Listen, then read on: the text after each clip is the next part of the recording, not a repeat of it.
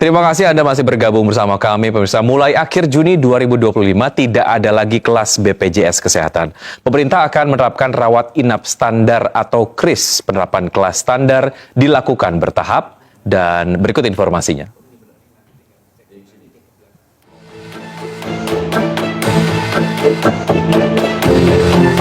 Presiden telah menaikkan belait jaminan kesehatan yang mengganti sistem kelas menjadi kelas rawat inap standar KRIS dalam BPJS Kesehatan.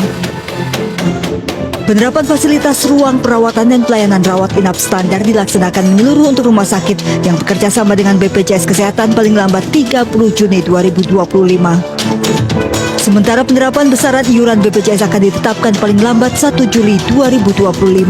Kemenkes akan melakukan evaluasi fasilitas ruang perawatan rumah sakit berkoordinasi dengan BPJS Kesehatan, Dewan Jaminan Sosial Nasional, dan Kementerian Keuangan.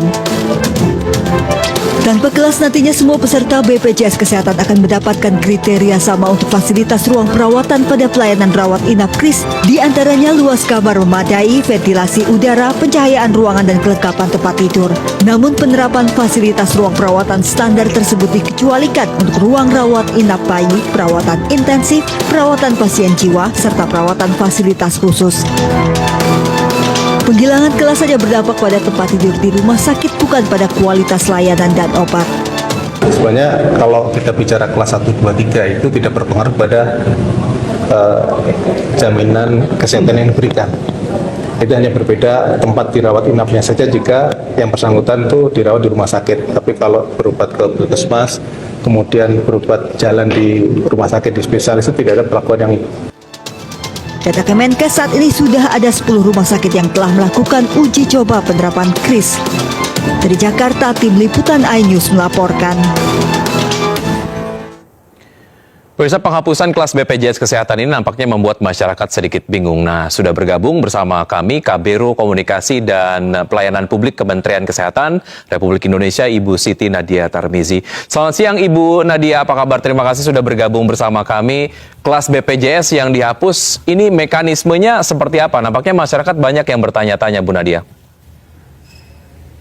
Ya, jadi sebenarnya mengenai kelas standar pelayanan ini sudah ada ya sejak artinya dari Undang-Undang 40 tahun 2004 tentang Sistem Jaminan Nasional.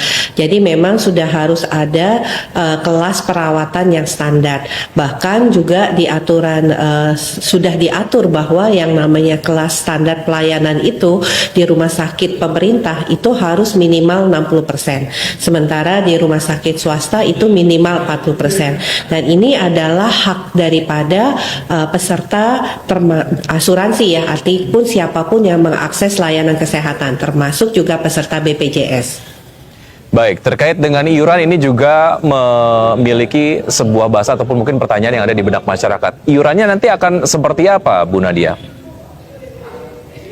Ya, kalau sampai tahap saat ini kita sedang menyiapkan mengenai kelas layanan perawatan ya. Jadi yang mungkin perlu dipahami adalah kalau dulu kita kalau mengikuti BPJS itu kan membayar iurannya berdasarkan kelas ya.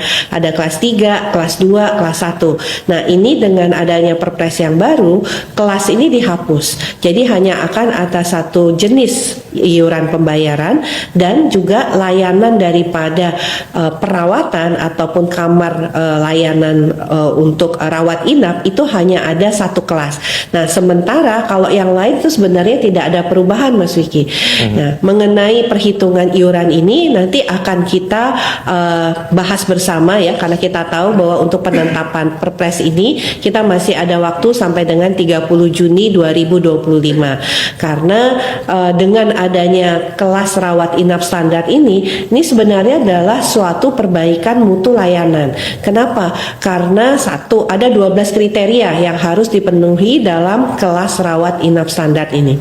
Baik, artinya secara besaran belum diketahui, tapi kemungkinan akan lebih besar dibandingkan dengan besaran iuran yang selama ini diterapkan untuk kelas 1?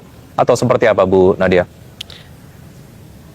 Nah, nanti kita akan bahas ya, karena kita belum tahu, karena perlu menghitung kembali ya, supaya jangan sampai juga nanti misalnya ada faktor defisit dari BPJS itu akan memperbesar kondisi-kondisi seperti itu.